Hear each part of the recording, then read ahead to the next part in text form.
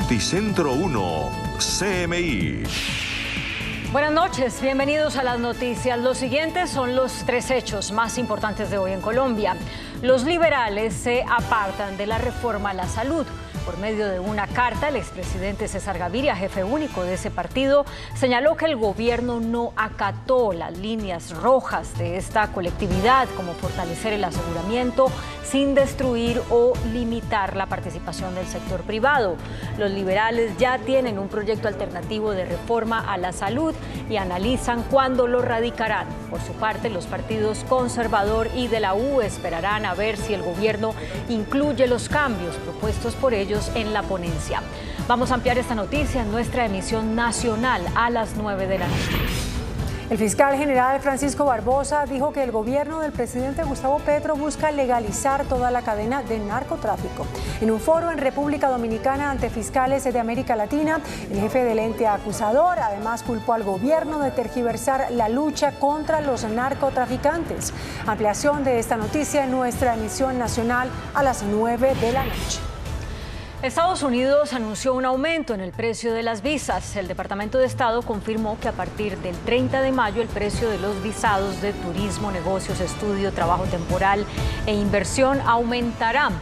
Por ejemplo, el visado de turismo y de negocios, así como el de estudiantes de intercambio, pasará de $160 a $185, aproximadamente unos 870.000 pesos colombianos. Vamos a ampliar esta noticia en nuestra emisión nacional a las 9 de la noche. Las siguientes son las noticias más importantes del mundo hoy. Tragedia en la frontera entre Estados Unidos y México. Un centro de detención de migrantes se incendia y mueren 39. Revelan estremecedoras imágenes del momento del tiroteo en escuela de Estados Unidos. La atacante tenía 12 rifles automáticos y una pistola. Presidentes Petro y Bukele se envían copias de mensajes en Twitter. Elon Musk impone nuevas condiciones en Twitter. De ahora en adelante, usuarios tendrán que decidir entre pagar o desaparecer. Crean increíble robot cincel capaz de esculpir obra. Con Claudia Palacios y Margarita Ortega.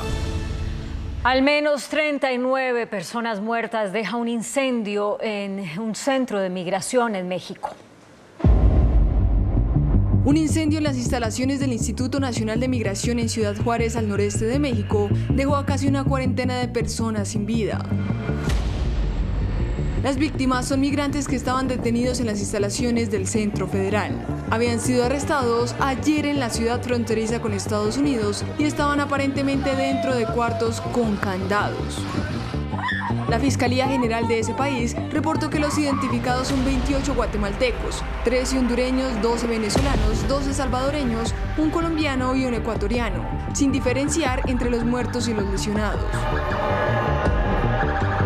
Las primeras imágenes de la madrugada de este martes mostraban decenas de cuerpos apilados a las afueras del inmueble, que está situado en el puente internacional Stanton Lerdo que conecta a la ciudad Juárez con El Paso, Texas.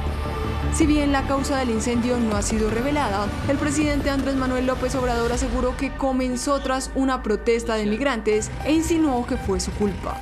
Esto tuvo que ver con una protesta que ellos iniciaron a partir, suponemos, de que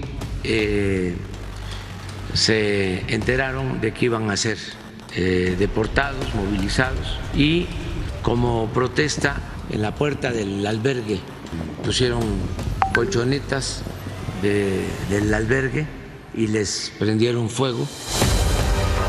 Este incendio es uno de los peores de los últimos años en México, que está experimentando niveles récord de cruces en su frontera con Estados Unidos, desde que este anunció nuevas medidas que incluyen la deportación inmediata de migrantes de Haití, Venezuela, Nicaragua y Cuba que lleguen por tierra bajo el Título 42.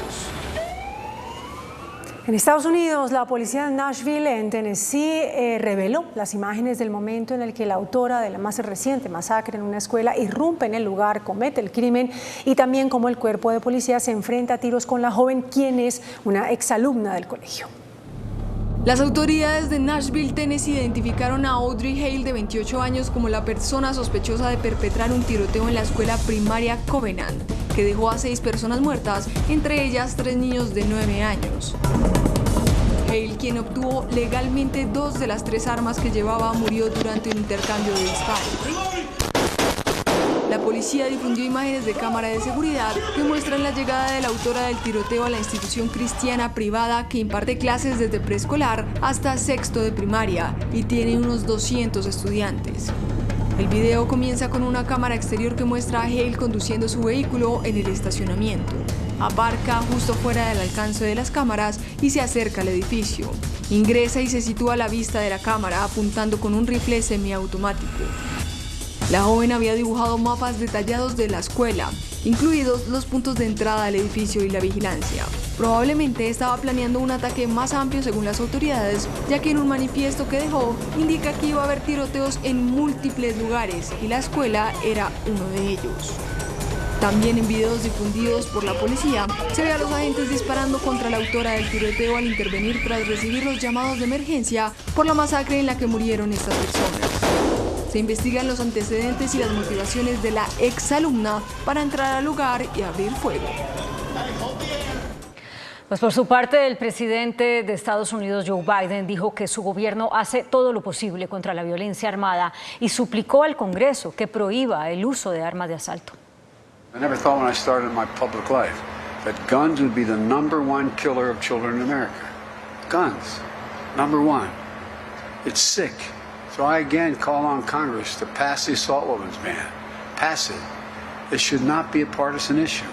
It's a common sense issue. En Europa, 2 muertos es el saldo de un ataque con cuchillo en Lisboa, en el que el agresor fue abatido por la policía. El atacante, armado con un cuchillo, mató a 2 mujeres en un centro educativo islámico de la capital portuguesa, antes de ser abatido y herido por la policía. En el momento del ataque se estaban impartiendo clases. De otra parte, el presidente de El Salvador, Nayib Bukele, aprovechó una gigantesca incautación de cocaína colombiana en su país para enviarle un mensaje al presidente Gustavo Petro. Las diferencias entre el presidente Gustavo Petro y el mandatario de El Salvador, Nayib Bukele, cada vez son más marcadas. El joven mandatario salvadoreño, a través de su cuenta de Twitter, reportó que había sido incautada 1.2 toneladas de cocaína. Nuestra Fuerza Naval acaba de incautar una lancha a 520 millas náuticas de La Bocana, El Cordoncillo, estero de Jaltepeque, con 3 tripulantes de nacionalidad colombiana. Se estima que contiene aproximadamente 1,2 toneladas de cocaína, valoradas en unos $30 millones. Bukele, quien al parecer le gusta provocar al mandatario colombiano, escribió otro trino en su red social donde mencionó a Gustavo Petro. El mandatario colombiano, sin dirigirse directamente a Bukele, se refirió al tema y señaló que esta incautación fue posible gracias a la inteligencia hecha por la Armada colombiana. Otra 1,5 toneladas de cocaína que cae cerca de El Salvador, gracias a la inteligencia y la ayuda de la Armada de Colombia.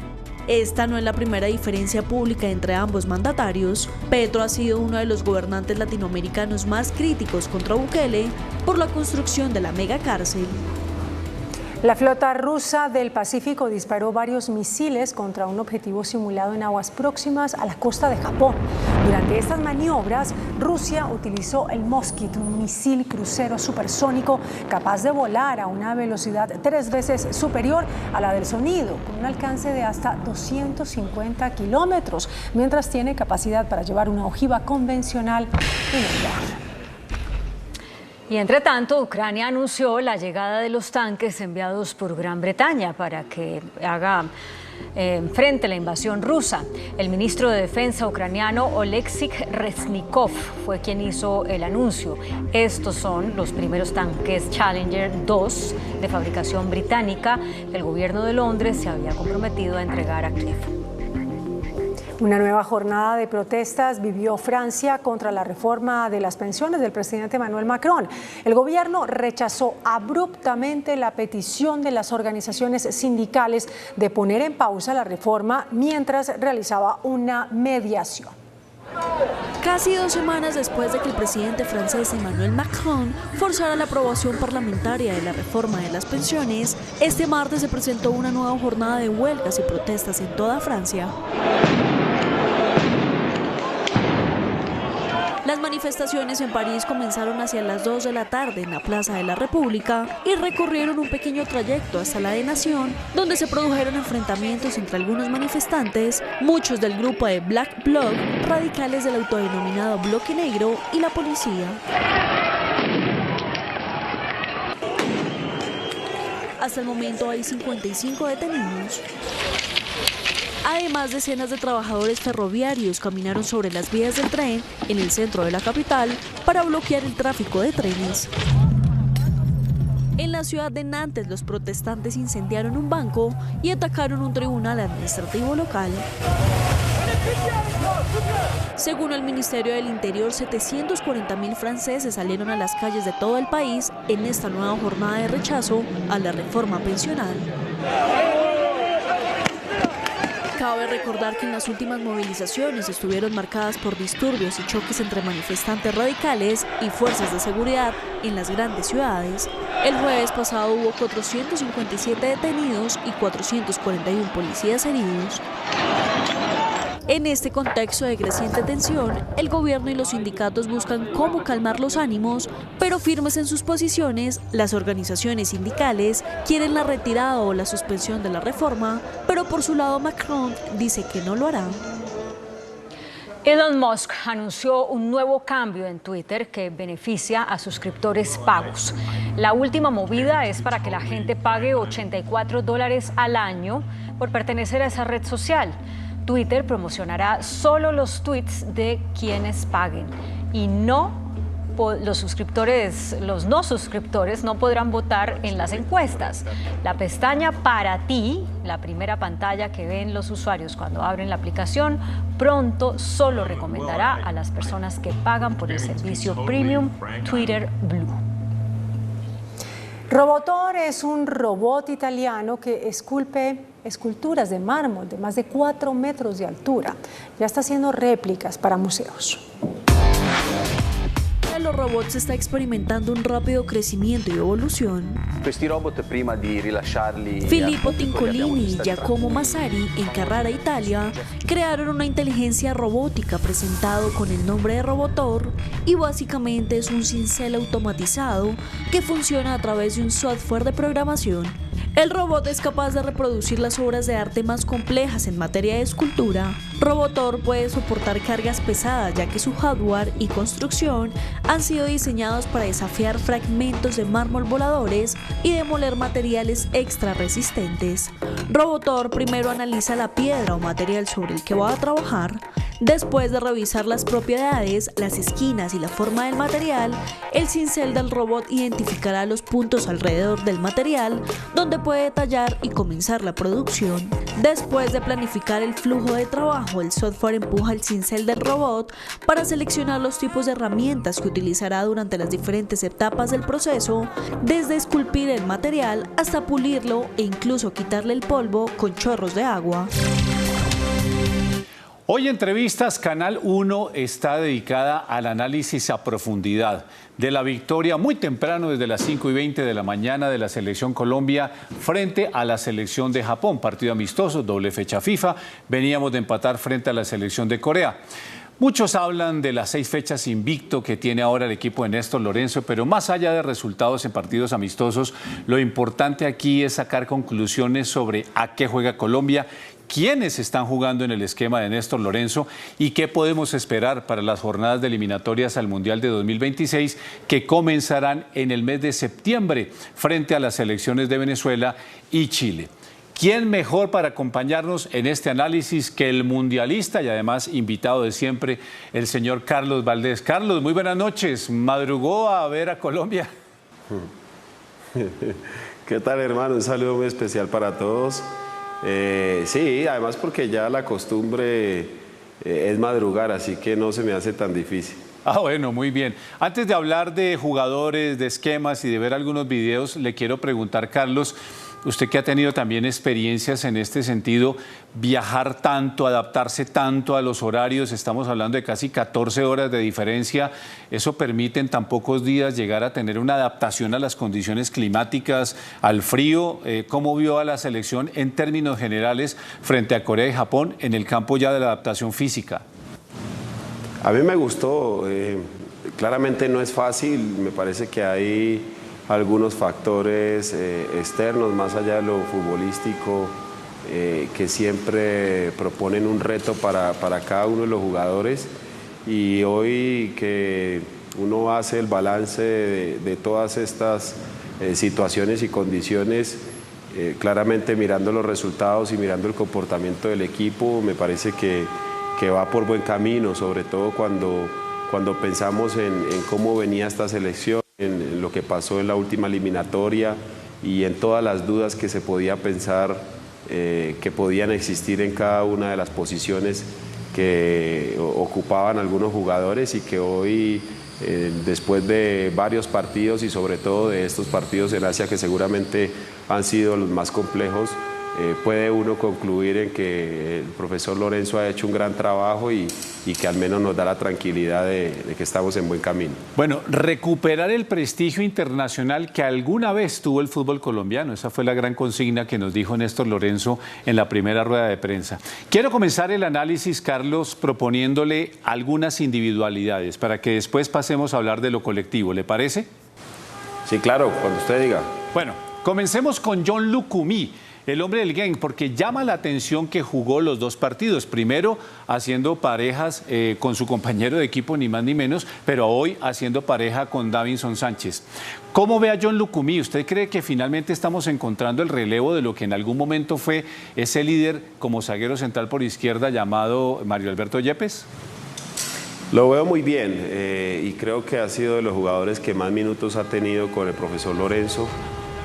Seguramente va a ser uno de los hombres de confianza en este proceso, y me parece que ha respondido bien a la necesidad de la posición y sobre todo de la selección en cuanto a ese liderazgo.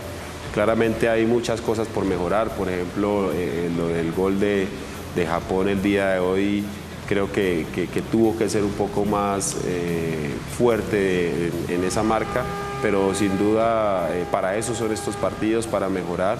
Y por encima de todo esto creo que queda siempre lo positivo, y en términos generales me parece que su rendimiento para mí da para seleccionarlo como uno de los mejores en estos dos partidos. Sigamos hablando de otro hombre que ha dejado una grata impresión, sobre todo en los dos encuentros. Estamos hablando de Daniel Muñoz, el lateral derecho. ¿Usted cree que en los recursos, en el recambio, en las posibilidades que hay de buscar un lateral por derecha, definitivamente Daniel Muñoz le gana a los demás? ¿O usted cree que también hay que corregir cosas como lo que me ha subrayado sobre Lucumí? Bueno, infortunadamente también en ese primer gol queda también un poco retratado, ¿no? Porque le gana precisamente el atacante la posición, sobre todo desde la decisión inicial, que fue saltar y dejarlo casi que sin posibilidad de defender esa pelota. Pero me parece que es un jugador que tiene gran capacidad, que además de esa posibilidad de marca, tiene algo muy necesario sobre todo para la selección, y es la gran virtud de pasar a la segunda fase en función ofensiva, que lo sabe hacer muy bien y lo hace con facilidad.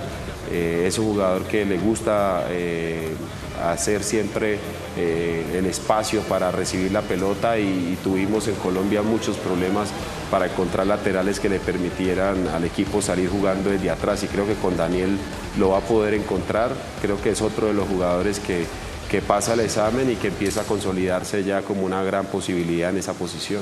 Carlos, muchos nos han preguntado, ¿quién es Kevin Castaño? Porque claro, el volante al que le has hecho seguimiento, Néstor Lorenzo, de las Águilas Doradas, pues sorprende, vuelve a ser titular en los dos partidos, tal vez se pasó un poquito de revoluciones en el primero y de pronto ha merecido la doble amarilla ante Corea, pero Kevin Castaño, ¿usted cree que ya tiene? Porque es que detrás de él viene un Wilmar Barrios, detrás de él puede venir un Jefferson Lerma, pero ¿usted cree que Kevin Castaño ya se gradúa como jugador indispensable en el esquema de Néstor Lorenzo? No sé si como indispensable, pero lo que sí puede uno ver es que sin duda alguna ha sido un jugador que ha demostrado que puede ser una alternativa, y que siempre para la selección es bueno y sano la competencia interna, y hoy contar con una alternativa diferente a Lerma, a Barrios, al mismo Cuellar, que han hecho parte del proceso en esa posición, creo que es un gran beneficio para la selección y para nosotros. La personalidad con la que afrontó estos partidos, la capacidad que tiene, claramente al igual que los demás habrá mucho por mejorar, pero sin duda llama mucho la atención de un entrenador como Lorenzo que ha sido juicioso en esa labor de encontrar jugadores que seguramente se acomoden a la idea de juego que él tiene, y este es uno de ellos que seguro por la confianza, más allá de la capacidad futbolística que tiene, en su forma de ser, en su personalidad y en el carácter, ha demostrado que va a confiar con él y que lo va a tener precisamente como un jugador que puede ser el eje del medio campo. Sí, muy interesante lo que usted menciona, ¿no? El carácter de un jugador que parecía no quedarle grande la camiseta de la selección y que en su debut y jugándose probablemente su futuro en la selección dejó una grata impresión. Carlos, un tema difícil, porque hablando de los creativos, se convocó a Juan Fernando Quintero, se convocó a James Rodríguez. Quintero no pudo jugar, el famoso edema óseo, del que tal vez no tuvieron mucha información en el cuerpo médico de Junior y lo dejaron jugar. Pero hoy James Rodríguez tampoco jugó, fue inicialista contra Corea, no se mostró de la mejor manera. En cambio, aparece un hombre como Jorge Carrascal. ¿Usted cree que, si bien Carrascal es derecho y tanto Quintero como James son zurdos, llegó Jorge Carrascal para decir: démela a mí, no se la dé al 10 o al 20, sino démela a mí, que yo me encargo de hacer el enlace con el ataque?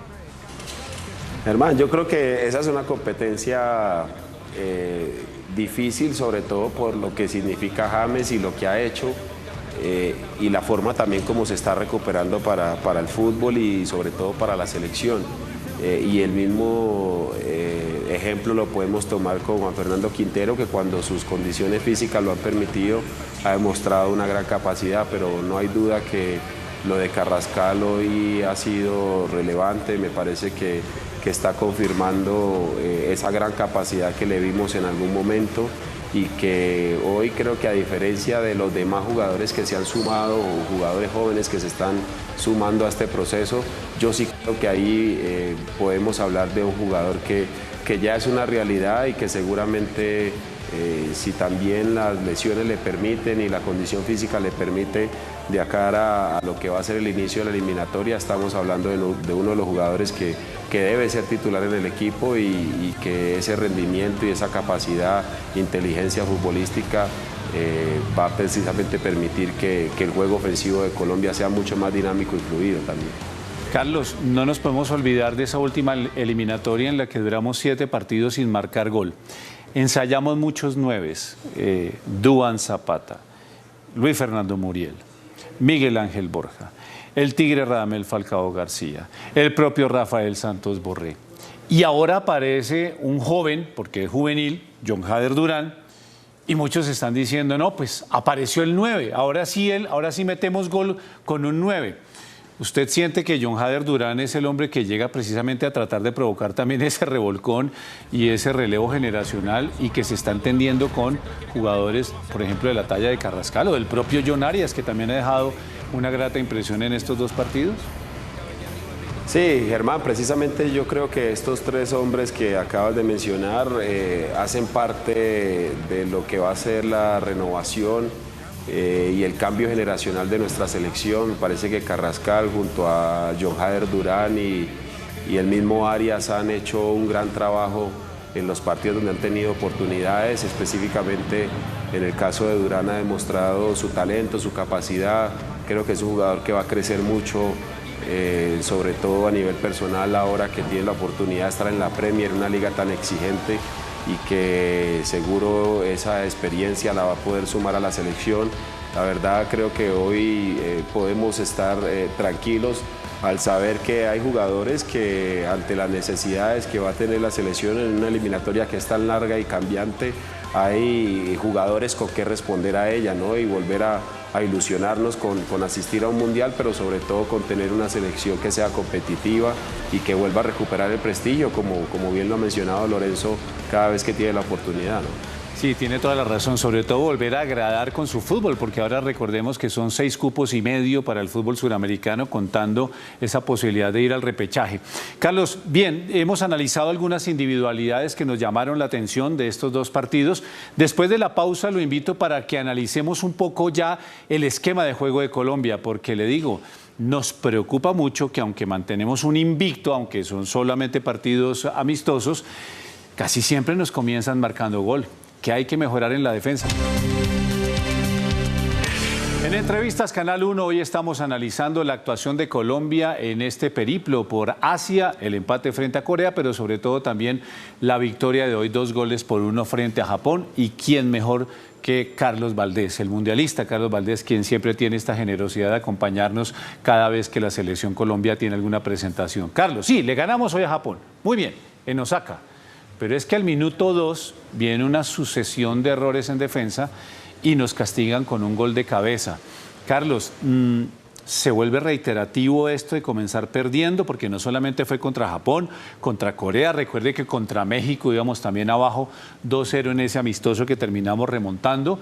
Néstor Lorenzo, usted lo tuvo, es el... Primero que todo, jugó como zaguero central. Segundo, en el esquema de José Néstor Pekerman, era el encargado de armar el tema defensivo. Cuéntenos, ¿qué puede estar pasando por la cabeza del técnico para corregir estos errores que yo no sé si se vuelven recurrentes? Sí, claro. Primero yo creo que Lorenzo con estos partidos demostró que tiene una gran capacidad, por ejemplo, para utilizar los recursos y las herramientas, refiriéndome claramente a las características de los jugadores para decidir un planteamiento o una estrategia, y que al final le termina saliendo bien, pero es claro y es cierto que eso es un comportamiento que ha sido repetido, al menos que lo tenga presente yo ahora, en 3 de los 6 partidos que ha dirigido Néstor, en relación a justamente los partidos que he mencionado, Germán, y es un componente que sin duda se tiene que mejorar, ¿no? Tiene que ver un poco con la atención, con la concentración desde el inicio de juego en el plan de partido. Me parece que, aunque es normal que la selección no sea constante, hay que mejorar mucho desde lo que es el comienzo. Le tarda y le toma mucho tiempo a Colombia a veces organizarse, acomodarse dentro del terreno de juego, y eso por ahí le ha permitido otorgar algunos espacios que sin duda pueden costarle caro, ¿no? Creo que es algo que Néstor entrará a valorarlo con su cuerpo técnico, pero sin duda, insisto, creo que es algo que hay que mejorar, porque no siempre se te va a dar la oportunidad de empatar o de ponerte por arriba del marcador, y sobre todo cuando comiencen los partidos que definitivamente son los que nos pueden llevar a una Copa del Mundo de nuevo, ¿no? Sí, claro, lo menciona usted, la capacidad de corregir, la capacidad de salvar el resultado, pero en esa recurrencia... Carlos, ayúdenos a entender esto. ¿Es el jugador en su función? ¿Es el técnico en el esquema de entrar? Porque además del resultado, casi que entonces estamos llegando a la conclusión que Colombia es un equipo de segundos tiempos. Y se me viene a la memoria, y discúlpenme se lo digo, la época de José Néstor Pekerman, en la que efectivamente uno veía que una selección colombiana era mejor con la charla del entretiempo. ¿Puede haber alguna relación entre lo que usted vivió como jugador y lo que estamos ahora protagonizando con la selección de Lorenzo? Pues yo creo que tienen que ver un poco las dos, ¿no? Pero sobre todo miremos el contexto en el que Lorenzo llega y el tiempo que ha tenido para empezar a trabajar y a implementar, digamos, la idea que él tiene, su filosofía de trabajo, que creo yo que ahí radica el error, digamos, de desatención que le ha costado goles a Colombia en estos partidos. Y es que no es fácil empezar a armar un equipo que, más allá de tener una base, necesita de jugadores frescos, de jugadores jóvenes o de jugadores nuevos, y que muchos de ellos no habían tenido la oportunidad de estar, otros habían tenido la oportunidad de estar, pero venían, digamos, de alguna forma con un método o unas ideas totalmente diferentes a las que pretende el entrenador argentino, y eso también cuesta, digamos, en algún momento por movimientos, por sincronía, requiere trabajo, requiere sesiones de entrenamiento y en muchos de estos casos videos o análisis, porque ni siquiera a veces el tiempo en selección es suficiente para poder trabajar las repeticiones de lo que se quiere. Pero creo que lo más importante es que con el pasar de los partidos estamos viendo mejor a la selección, al menos en la forma como termina hoy. Creo que por ese lado nos deja tranquilos de que se está ganando no solo en fútbol y en constancia, sino también en la idea que el entrenador quiere. Y me parece que en ese orden de ideas y en esa medida Colombia va a poder mejorar, sobre todo en esa línea defensiva que es la que nos ha costado, digamos, en algunos errores puntuales, goles que nos pusieron en apuros. Bueno, tiene usted toda la razón. Ya sabemos en lo que hay que mejorar, pero entonces también ponderemos lo bueno, y es que marcamos 4 goles en 2 partidos, además de los 3 que le hicimos a México. Volvemos a tener producción ofensiva. Carlos, ¿esto es más el resultado de pronto de un talento individual, o usted ve en este juego de la Selección Colombia, con los elementos que ya hemos analizado en la primera parte de la entrevista, una idea distinta, una idea diferente? Un técnico que dice, ahora vamos en el ataque a jugar de esta manera y vamos a tratar de llegar al gol ensayando estas variantes. Yo veo un poco de las dos, pero sí quiero rescatar que empiezo a ver trabajo colectivo y algunas sociedades que son muy interesantes.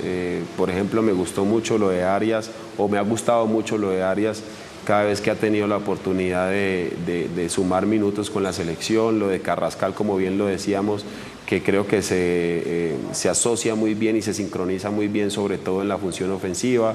Cuando jugó con James, entendía en qué momento ocupar los espacios para hacer alternativa, hacer posibilidad de juego.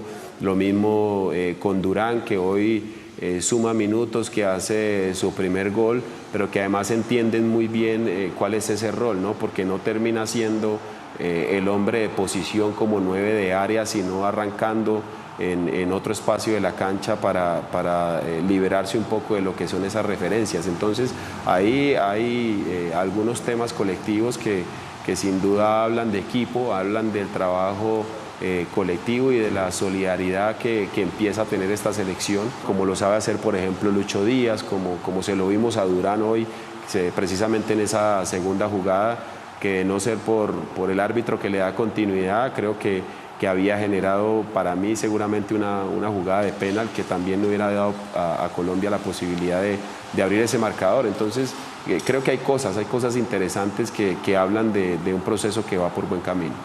Carlos, quiero que dediquemos estos minutos finales aprovechando su análisis tan ponderado, pero también su experiencia, y tengo que hablarle pues de 2 jugadores que a usted le tocan la fibra porque fue compañero de ellos, pero que hoy en día sobre ellos hay grandes interrogantes. James Rodríguez, Radamel Falcao García. Se dice a veces que incluso los convocan porque en el contrato, en la letra menuda del contrato de los amistosos, tienen que ir porque pues no, llenan la tribuna y todo. Pero usted, viendo ya un poco en proyección a esta selección hacia el futuro, sinceramente, ¿les ve cabida a James y a Falcao? ¿Y qué papel ellos podrían desempeñar? Porque lo que hicieron en estos 2 amistosos, pues creo que alimentan un poquito, ¿no? El morbo del comentario de decir, muchas gracias, fueron muy inmensos, goleador de un mundial, goleador histórico de la selección, pero ya el fútbol de Colombia se juega de otra manera. No, yo creo en algo que te decía ahora, y es que Néstor Lorenzo es un tipo que está demostrando que tiene una gran capacidad para llevar adelante este proceso. Y siento que el llamado y la convocatoria de estos jugadores, al igual que el de Cuadrado, que seguramente el de Ospina, en el momento que se recupere, tiene que ver más con la forma como él entiende que son jugadores que pueden todavía aportarle a este equipo. Y no necesariamente porque tengan que ser titulares, no necesariamente porque tengan que jugar 90 minutos. El fútbol partido a partido te demanda muchas posibilidades, en algún caso jugadores más de experiencia que te sepan manejar los momentos, por ejemplo como cuando juegas de visita en estadios complicados o con selecciones complicadas donde el miedo escénico o las emociones, por ejemplo, la presión supera por lo general a jugadores jóvenes. Y hay otros temas que son internos, ¿no? Como claramente el liderazgo que ejercen y la influencia que ejercen estos jugadores sobre los demás por lo que han logrado, no solo a nivel individual, sino con la selección, porque creo que más allá de que Colombia no ha ganado nada, han estado en los momentos recientes más históricos de nuestra selección y eso sin duda es para respetarlo. Así que para mí creo que no es un tema realmente comercial, creo que es un tema todavía de hacer esa conexión y ese enlace entre los jugadores que han estado, que entienden perfectamente qué es ponerse la camiseta de una selección, y jugadores jóvenes que están llegando y que van a seguir ese ejemplo para poder transmitirlo a las futuras generaciones. Me parece que es un proceso apenas natural del juego y que lo más importante es que Néstor Lorenzo entiende eso y va a saber en qué tiempo, en qué cantidad de minutos cada uno de estos jugadores va a poder aportar futbolísticamente lo que sabe hacer y lo que ha hecho a lo largo de su carrera. No, y hay un gesto que tal vez resume todo lo que usted dice, y es que hoy cuando el Tigre Radamel Falcao va a ingresar, Mateus Uribe casi que recorre media cancha y va y le instala el brazalete de capitán, ¿no? ¿Esos son los códigos internos?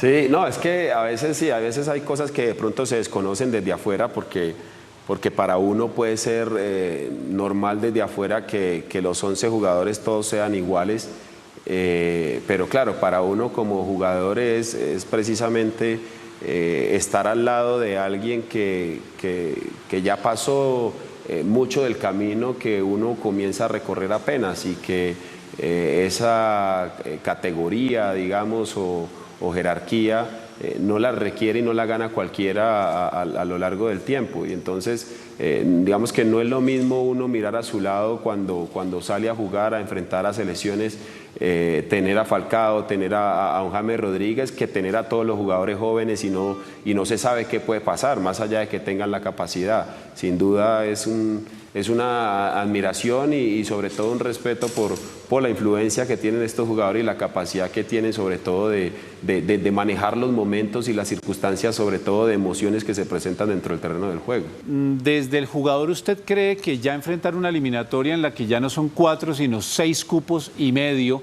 esto es más fácil o genera presión? Porque donde no vayamos a un mundial con 48, creo que estamos entrando en una crisis muy dura. Sí, Germán, yo creo que lo que ocurre con esta modificación es que ya, la vara para medir lo que es este proceso cambia, ya no solamente debe ser el hecho de clasificar a una Copa del Mundo, porque hay que entender que hay muchas más posibilidades. Me parece que estamos ante el inicio de lo que va a ser un proceso que verdaderamente nos llegue a superar lo que se ha hecho en los mundiales. Claramente hay que tenerlo como primer objetivo porque digamos que ese es el orden de todas las cosas, pero no tengo duda que Colombia ya hoy, por obligación ante esta modificación, tiene que ser uno de los asistentes a la próxima Copa del Mundo. Toda la razón. Carlos, muchísimas gracias como siempre, pero cada vez que está la Selección Colombia allí, nosotros contamos con usted. Muy amable, muchas gracias, un abrazo y hasta la próxima. Chao, hermano, un abrazo para todos. Un abrazo, Carlos Valdés. Hasta aquí, Entrevistas Canal 1, y los invitamos a nuestra segunda hora de noticias aquí en Noticentro 1 CMI. Noticentro 1 CMI. Partido Liberal no apoya reforma a la salud y se retira de mesa de diálogo. Presidente Petro responde y cuestiona a expresidente Gaviria. Si no hay cambios en el proyecto original, la U tampoco la apoyará. Conservatismo también anuncia retiro si gobierno no acepta reformas propuestas. El ponente del pacto histórico dice que se respetarán los acuerdos. Noticentro 1 CMI explica cuáles son las grandes diferencias entre proyecto del gobierno y la propuesta liberal. Posible visita del presidente Petro a presidente Biden. Colombia hará conferencia internacional sobre Venezuela, anuncia presidente Petro. La paz total es un disfraz al narcotráfico, afirma expresidente Pastrana. Créditos subsidiados contra gota a gota, anuncia ministro de Hacienda. Con Claudia Palacios y Margarita Ortega. Bienvenidos a nuestra segunda hora de noticias. El Partido Liberal no apoyará el proyecto de reforma a la salud. Por medio de una comunicación, el expresidente César Gaviria anunció que la colectividad se retira de la mesa de diálogo sobre esa iniciativa. A través de esta misiva, el expresidente César Gaviria, jefe único del Partido Liberal, señala que el gobierno no acató las líneas rojas de esta colectividad. Sobre la base de lo anterior, hemos extendido al gobierno una enorme voluntad de llegar a consensos políticos sobre asuntos técnicos. Por ejemplo, el adecuado diseño institucional que cualquier sistema de salud debe tener para el manejo del riesgo en la salud de las personas y las comunidades. En ese sentido, durante las últimas semanas se ha realizado un trabajo que ha buscado aproximar las posiciones, tanto del gobierno como del partido, intentando darle forma a un proyecto de reforma que preserve el modelo de aseguramiento, en donde puedan participar distintos actores públicos, privados y mixtos, y al tiempo posibilitar una gestión pública de este aseguramiento social por parte del Estado. Desde el comienzo de estas conversaciones, mi posición y la del Partido Liberal ha sido la de fortalecer el aseguramiento sin destruir o limitar la participación del sector privado en pro del derecho fundamental a la salud y los objetivos sociales de Colombia, preservar la libertad de elección de las personas dentro del sistema y evitar la inadecuada gestión del riesgo financiero del sector salud con instrumentos que puedan favorecer la falta de transparencia o politización de los recursos públicos. Sin embargo, en las últimas conversaciones con el presidente de la República, la ministra de Salud y sus equipos técnicos, observamos que estas líneas base de cualquier acuerdo no se han plasmado en la escritura de un articulado de ponencia de proyecto de ley.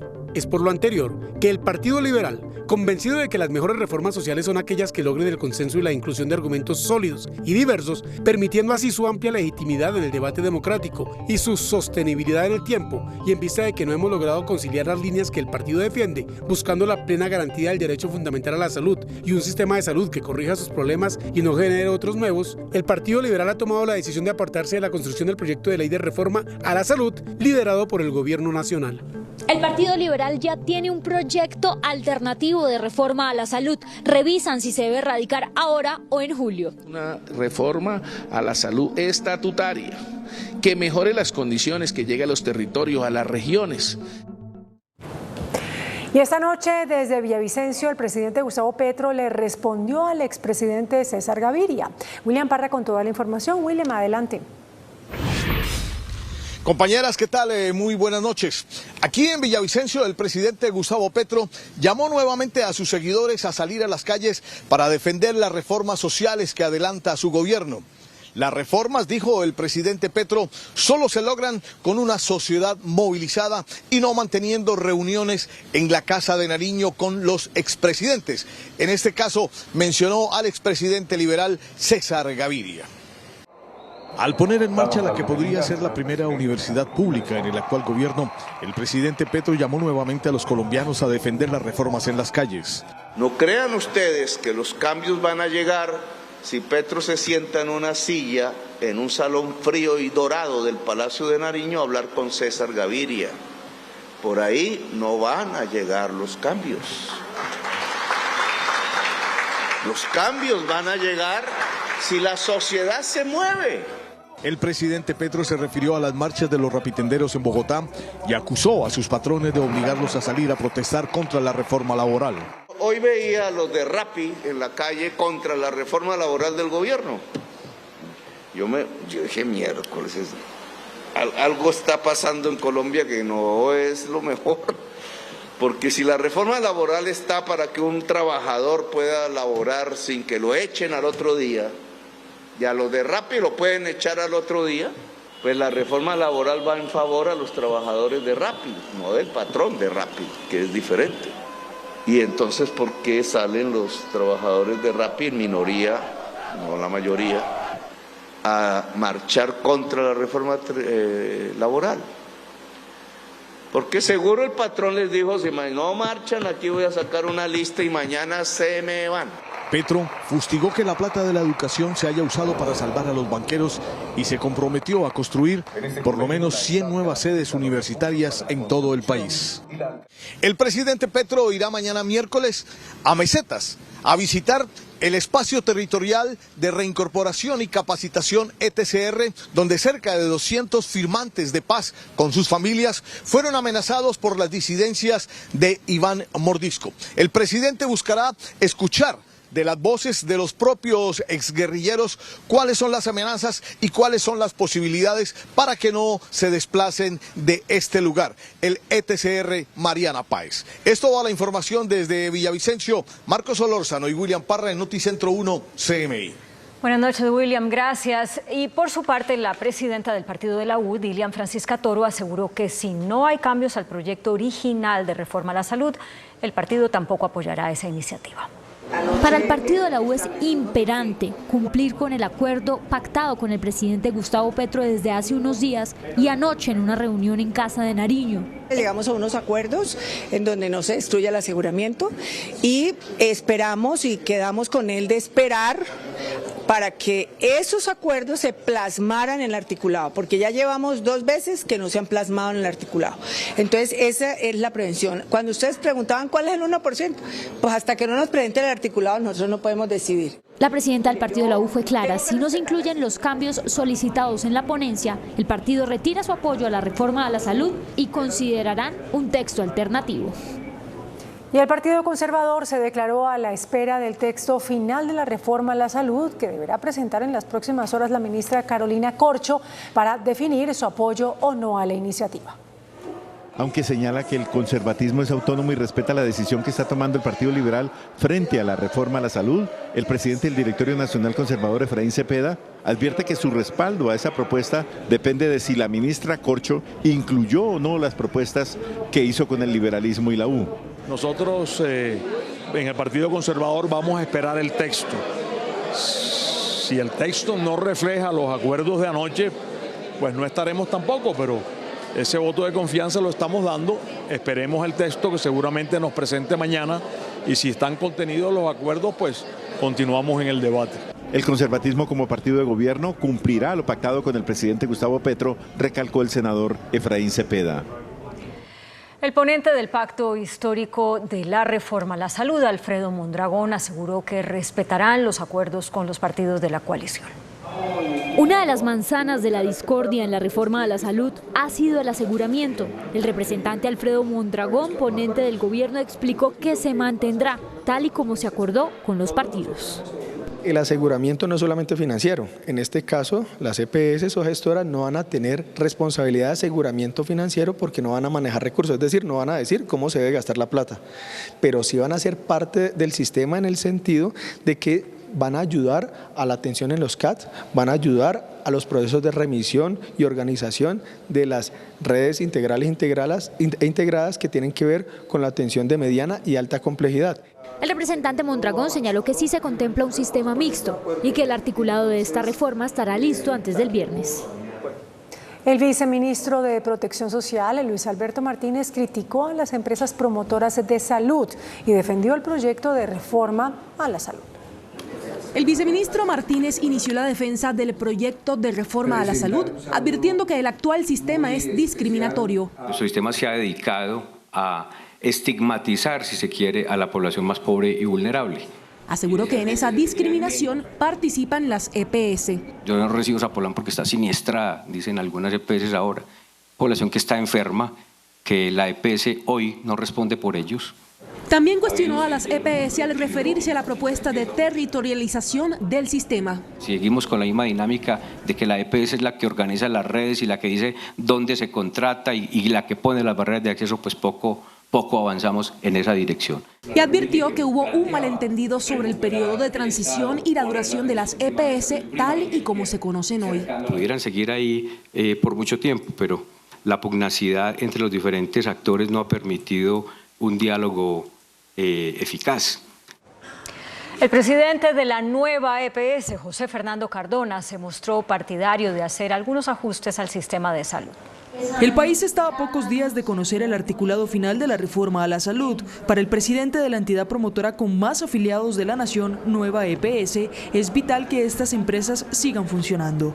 Existen instituciones que pueden aportar a la evolución del sistema de salud y que esas instituciones, en un escenario donde se posibilita que se haga una gestión de riesgo en salud, se posibilita que las personas continúen sus tratamientos. Añadió que las EPS y el mismo sistema de salud tienen retos y ajustes pendientes. Lo que tiene que ver con el proceso de atención primaria y todas las actuaciones que tienen que ver en las zonas rurales y zonas dispersas que son un propósito fundamental en este proceso de reforma, creo que podemos construir un sistema mucho mejor. El Contralor General Carlos Hernán Rodríguez pidió al gobierno que informe cuánto cuesta su propuesta de reforma a la salud. También cuestionó el papel que la reforma le dará a la administradora de los recursos del sistema de salud ADRES.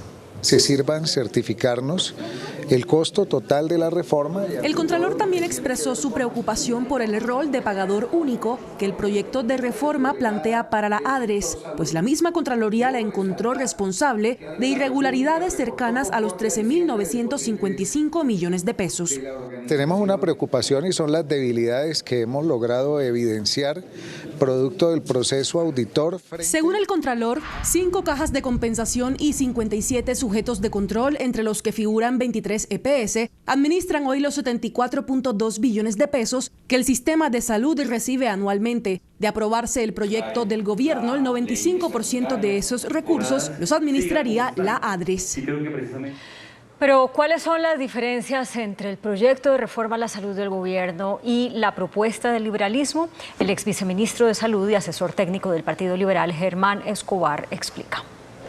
Las EPS fueron el mayor punto de desacuerdo entre el Gobierno Nacional y el Partido Liberal para la concertación de la reforma a la salud. Estas son las grandes diferencias entre el proyecto de reforma del Gobierno y la propuesta del partido. En el articulado original de la reforma, el Ministerio de Salud propone eliminar las EPS, crear un sistema público en el que deberán registrarse todos los colombianos a través de los centros de atención primaria y, en materia financiera, fortalecer la ADRES, que es la administradora de recursos del sistema de salud, y crear 7 fondos regionales que ayudarán en su gestión.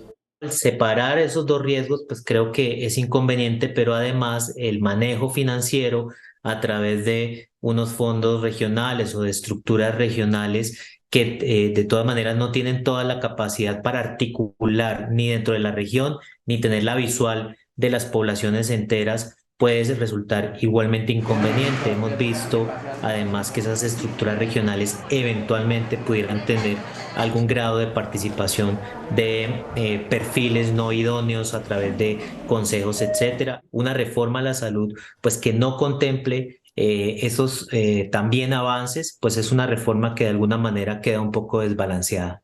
Y las líneas rojas del Partido Liberal que ellos aseguran no se tuvieron en cuenta son mantener las EPS y convertirlas en gestoras de salud, crear un sistema mixto de salud en donde participen instituciones públicas y privadas para que los usuarios tengan derecho a elegir y eliminar del proyecto los fondos regionales de la ADRES. Incrementan fuertemente el nivel de control sobre las aseguradoras desde las secretarías de salud, desde la misma conformación de las redes integrales de atención en salud. Por otro lado, hay unos controles sobre la operación rutinaria en las redes, el monitoreo de las redes, cómo están circulando los pacientes o haciendo el trayecto de los pacientes a lo largo de la cadena de atención. Por otro lado, un esquema financiero muy distinto, por ejemplo, con un manejo de los recursos centralizado desde la ADRES. Alertan que el proyecto de reforma no garantizaría una mejora en el sistema de salud. Una reforma a la salud debe mejorar lo que tenemos y en consideración del propio presidente Gaviria, del Partido Liberal, los aspectos de la arquitectura institucional, los aspectos de gestión integral del riesgo en este proyecto de reforma no están garantizando una mejor atención en ese sentido, razón por la cual el partido y el presidente han decidido alejarse. El Ejército Nacional no ha erradicado cultivos de hoja de coca en este año y la policía solo ha erradicado 2.400 hectáreas. Eso es lo que revela un informe del Ministerio de Defensa, conocido por este noticiero. CMI conoció el informe del primer bimestre del Ministerio de Defensa que da cuenta de las acciones contra el narcotráfico en Colombia. Lo más crítico es que el ejército no ha erradicado ni una sola hectárea de cultivo de hoja de coca este año. La Policía Nacional, por su parte, ha erradicado 2.400 hectáreas de una meta anual de 20.000. En 2022 la meta para la policía era de 50.000, igual que para el ejército. La alarmante caída del 93% en las cifras de erradicación en 2023 son resultado de las operaciones en terreno. En 2022, entre enero y febrero, se erradicaron 9.895 hectáreas de hoja de coca. Este año solo se reporta la cifra de la policía, las 2.400 del mes de febrero, teniendo en cuenta que en enero no hubo erradicación en el país. También se desplomó la cifra de incautación de cocaína este año, un 39% según las cifras del Ministerio de Defensa conocidas por este noticiero. Una reunión entre el presidente de Estados Unidos, Joe Biden, y el de Colombia, Gustavo Petro, es una posibilidad muy interesante y lógica, según afirmó el encargado de negocios de la Embajada estadounidense en nuestro país, Francisco Palmieri, después de concluir en Washington el diálogo de alto nivel que durante las 2 últimas jornadas se reunió a una importante delegación de ambas naciones. Luis Javier González, corresponsal de Noticentro 1 CMI, nos informa desde la capital estadounidense. Hola, ¿qué tal? Muy buenas noches. Como muy productivo y de bastante alcance fue catalogado este 10º encuentro, diálogo de alto nivel entre Colombia y Estados Unidos. En medio de estas conversaciones se abrió la puerta para un posible encuentro entre el presidente Gustavo Petro y el presidente de los Estados Unidos, Joe Biden. 100 compromisos fueron los que se acordaron en este diálogo de alto nivel entre Colombia y Estados Unidos. Habrá un seguimiento trimestral para que se cumplan los acuerdos. Muy exitoso. Compartimos muchas perspectivas. Fue un diálogo donde compartimos diferentes programas que estamos tratando en Colombia, pero también entendiendo mejor las políticas de la administración del presidente Petro. En este diálogo de alto nivel quedó claro la posibilidad de un pronto encuentro entre el presidente Gustavo Petro y el presidente Joe Biden. Es muy interesante esa posibilidad, muy lógico después de un diálogo de alto nivel tan exitoso que puede ser en la agenda. Pero como sabe, eso es una declaración por la Casa Blanca, si será una invitación y cuándo. La comitiva colombiana encabezada por el canciller Álvaro Leiva también fue escuchada en el Comité de Relaciones Exteriores del Senado. First time that we heard what is the strategy of the Petro administration to deal with that challenge. We'll have questions about that strategy, but at least we understand and see that there's a strategy. But what is important, of course, is the results, not just the intent. Estados Unidos confirmó que este diálogo de alto nivel con Colombia sirvió para mejorar la cooperación entre los dos países, especialmente en el tema de narcotráfico. Más de 28 reuniones en estos 2 días de agenda se realizaron aquí en los Estados Unidos, encabezado por el canciller de Colombia, Álvaro Leiva, y su comitiva de más de 60 miembros que concluye hoy aquí en Washington, D.C. Es la información que tenemos por el momento desde Washington, D.C. Luis Javier González, Noticentro 1, CMI, La Noticia. Estados Unidos reajustó el precio de las visas para turistas, estudiantes y trabajadores temporales. Estados Unidos anunció una subida de los precios en los visados de turismo, negocios, estudiantil, de trabajadores temporales y de inversores, que será efectiva a partir del 30 de mayo. El costo de las visas de turismo y de negocios, B1, B2 y BCC, y de estudiantes e intercambio pasará de $160 a $185. En cuanto a las tasas para algunos de los visados de trabajos temporales, H, L, O, P, Q y R, el alza es de $190 a $205, y en el caso de los comerciantes e inversores, este aumentará de $205 a $315. El Departamento de Estado argumentó en un comunicado que las tarifas de los llamados visados para no inmigrantes se calculan a partir de los costos de los servicios consulares. Una conferencia internacional en Bogotá para propiciar espacios de diálogo y negociación entre el gobierno de Nicolás Maduro y la oposición venezolana convocará al presidente Gustavo Petro para que sesione en la capital del país. El objetivo de la conferencia internacional que convocará al presidente Gustavo Petro es el de reabrir caminos y construir una hoja de ruta para estimular y apoyar el diálogo entre la oposición venezolana, la sociedad civil de ese país y el gobierno de Nicolás Maduro, de acuerdo con la información suministrada por la Casa de Nariño. Recordemos que en el Foro de Paz realizado en París en noviembre de 2022, los presidentes Emmanuel Macron y Gustavo Petro posibilitaron que la oposición venezolana y el gobierno de Nicolás Maduro reiniciaran diálogos de entendimiento en México. Ahora, con la participación de países de Europa, América Latina, más Estados Unidos, lo que se busca es que Bogotá sea escenario de reencuentro de la oposición venezolana con el gobierno de Nicolás Maduro para ver si se puede abrir el camino del regreso democrático total al vecino país. El fiscal general Francisco Barbosa aseguró que el gobierno del presidente Gustavo Petro pretende legalizar toda la cadena del narcotráfico con los proyectos de ley presentados ante el Congreso. En un foro ante fiscales de América Latina, Francisco Barbosa endureció sus críticas contra el gobierno del presidente Gustavo Petro a raíz de los proyectos de sometimiento de bandas criminales y de humanización de las cárceles. A través del Congreso de la República, el gobierno actual ha presentado propuestas para legalizar toda la cadena del narcotráfico en Colombia.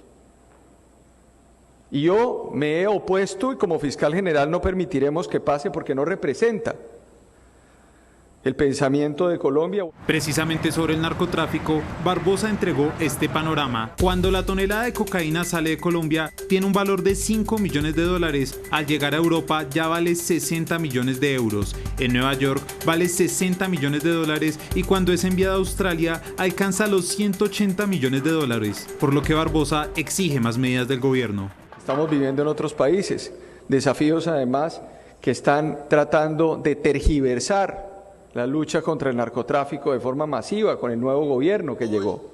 Esta no es la primera vez que el fiscal cuestiona abiertamente las reformas del gobierno y la lucha contra el narcotráfico. Las críticas se acentúan día a día.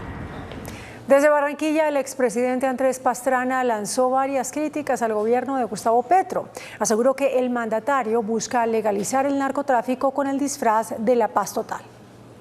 El expresidente Andrés Pastrana cuestionó el curso de las reformas que el gobierno nacional puso a consideración del Congreso de la República y dijo que de esas iniciativas se apoderaron partidos tradicionales ajenos al pacto histórico.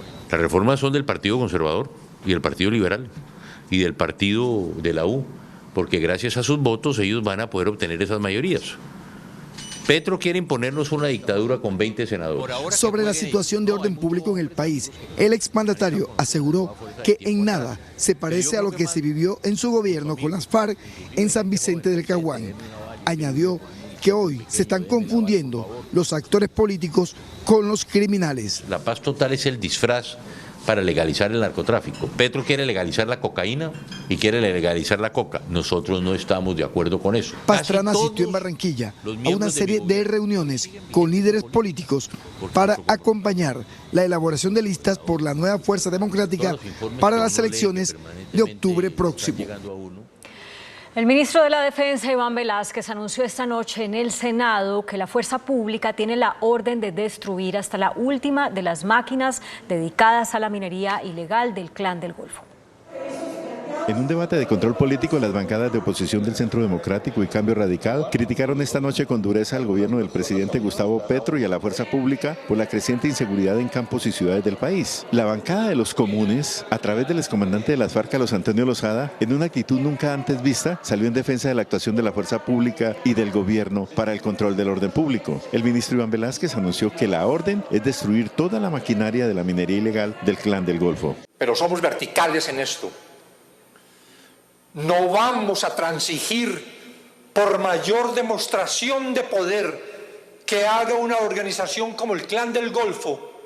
No vamos a desistir de la destrucción de esta gran maquinaria. El ministro también les anunció a los pequeños mineros artesanales que el gobierno está dispuesto a dialogar, pero si ellos se distancian de las bandas de la minería ilegal.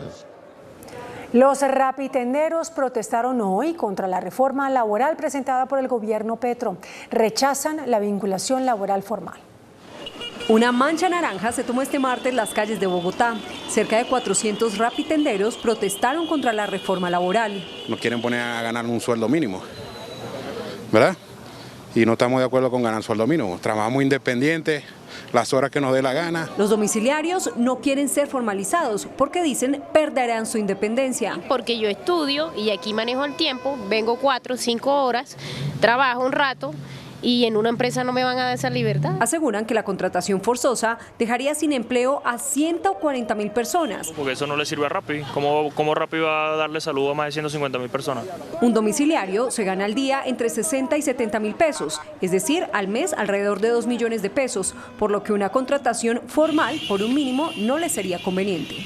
El presidente Gustavo Petro aseguró hoy que los colombianos trabajamos mucho, pero producimos poco en relación con otros países que tienen jornadas laborales de menos horas. Al inaugurar un programa promovido por el gobierno nacional para apoyar a los pequeños empresarios de las confecciones, el presidente Gustavo Petro criticó una vez más la larga jornada laboral que hay en Colombia y defendió la propuesta de reforma que tramita el Congreso de la República. Deberíamos ser el país más rico de la OCDE, ¿cierto? Porque más trabajamos. Los franceses trabajan un poquito menos. Deberíamos ser más ricos que Francia. ¿Por qué no? Por un segundo cuadro que aparece allí.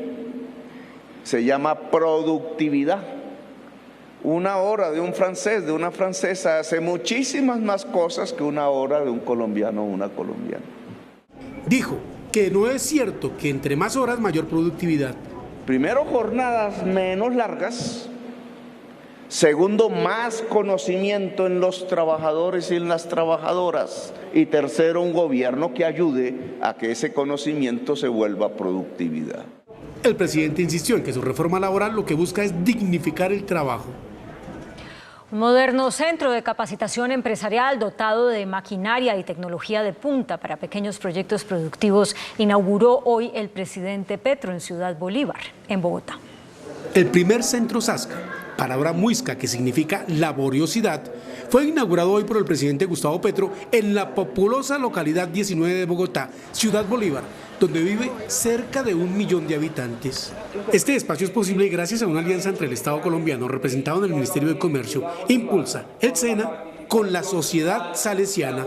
Allí se dictan capacitaciones en todos los aspectos en el tema de confecciones y textiles. En estos centros lo que hace el Estado colombiano es colocar una infraestructura al servicio de todo eso que se denomina economía popular para que ellos se capaciten, sobre todo no solamente en la elaboración del producto, sino también en darle valor agregado y en poderlo comercializar. Es básicamente sacar fortalecidas empresas pequeñas que se asocien, que comercialicen, que aumenten sus ventas y aumenten sus ingresos. Este laboratorio de Sasca atiende inicialmente a 80 unidades productivas, encabezadas por mujeres principalmente. La alcaldesa de Bogotá, Claudia López, arremetió contra el operador del relleno, doña Juana, durante un debate de control político en el Senado. Aseguró que es un contratista incumplido, mentiroso y abusivo. El millonario pleito entre Bogotá y el operador del relleno sanitario, doña Juana, llegó al Congreso de la República. Durante un debate en la Comisión Quinta, la alcaldesa Claudia López arremetió contra el concesionario. Esta es una tortura que está viviendo la ciudad de Bogotá desde el año 2010. Más abuso imposible. Y unos señores que nunca le han cumplido a Bogotá dicen que les debemos 1.2 billones de pesos. Esta alcaldía no le va a pagar un centavo más. El próximo 30 de marzo se conocería la decisión final del Tribunal de Arbitramiento sobre la millonaria disputa, pero en las últimas horas fue aplazada para el 11 de abril. Pero el 11 de abril, después de Semana Santa a las 4 de la tarde, se decide la vida, los derechos y el bolsillo de los bogotanos. La ministra de Ambiente ordenó enviar una comisión especial para identificar presuntos incumplimientos del operador y, de ser necesario, imponer sanciones. Y un incumplimiento reiterado pueden llevar a que una de las salidas sea la caducidad de la licencia ambiental. Si Bogotá llega a perder el laudo, no solo tendría que pagar 1.2 billones de pesos, sino que tendría que incrementar las tarifas de aseo. El ministro de Hacienda, José Antonio Campo, lanzó un programa de créditos para la economía informal. Se trata de la estrategia de inclusión crediticia para la economía popular, la cual busca financiar micronegocios que no tienen acceso al crédito. Como lo anticipó Noticentro 1 CMI, las tiendas de barrio y pequeños comercios podrán obtener financiamiento. La economía real tendrá opción hasta de 2 millones de pesos. Se beneficiarán 66.000 operaciones. para que realmente este programa sirva para que estos microempresarios que por primera vez acceden al crédito formal, digamos, continúen en el crédito formal hacia adelante. La Superintendencia Financiera anunció reducción en las tasas de interés para los microcréditos. Una nueva modalidad de certificación de tasas de interés que va a generar un resultado en donde se tenga una mejor formación de precio para los microcréditos, sobre todo aquellos entre la franja entre 0 y 6 salarios mínimos, entre 6 y 25 salarios mínimos y entre 25 y 120. Para el sector agropecuario se benefician cerca de 34.000 operaciones. La Cámara Colombiana de Petróleo y Gas y Energía alertó sobre una caída en la producción petrolera por cuenta de los bloqueos y los ataques a la infraestructura energética. La agremiación advirtió que la situación de orden público, tanto ataques a la infraestructura petrolera como los bloqueos permanentes, están poniendo en riesgo la actividad del sector. Y eso ya se observa en las cifras de producción de crudo que mes a mes siguen cayendo. Para el mes de febrero se registraron en promedio 760.000 barriles por día, mientras en enero fueron 774.000 barriles. Al cierre de 2022, la producción alcanzó los 784.000 barriles por día. La afectación podría superar el 13%, de acuerdo con cifras de Campetrol, y por ello llamó al gobierno para que se garantice el derecho al trabajo y la protección a la propiedad privada. El índice de capitalización de la bolsa, que mide el comportamiento de las 25 principales acciones, cerró a la baja. El índice selectivo MSCI Colcap de la Bolsa de Valores de Colombia bajó 0,07% a 1.117 puntos. La acción del Grupo de Energía de Bogotá fue la que más subió, con una valorización de 5,1% a 1.524 pesos. La acción de Bancolombia fue la que más bajó, con una pérdida de 4,47% a 32.250 pesos. La acción más negociada de la jornada fue la de Preferencial Bancolombia, al movilizar más de 13.000 millones de pesos, con una variación negativa de 0,25% a 27.790 pesos. El dólar cerró a la baja. Indicadores económicos en Noticentro 1, CMI. La tasa representativa del mercado que regirá para mañana miércoles será de 4.658 pesos con 79 centavos. Los profesionales del cambio compran la divisa en promedio en 4.580 pesos y la venden en 4.650 pesos. Un euro cuesta 5.062 pesos. La libra de café en Nueva York se cotizó a $1.73. El azúcar se transó en 21,37 centavos de dólar la libra. El barril de petróleo WTI se cotizó en $73.58 centavos. La referencia Brent para Colombia se cotizó en $78.39 centavos. Una acción de Ecopetrol cuesta 2.388 pesos.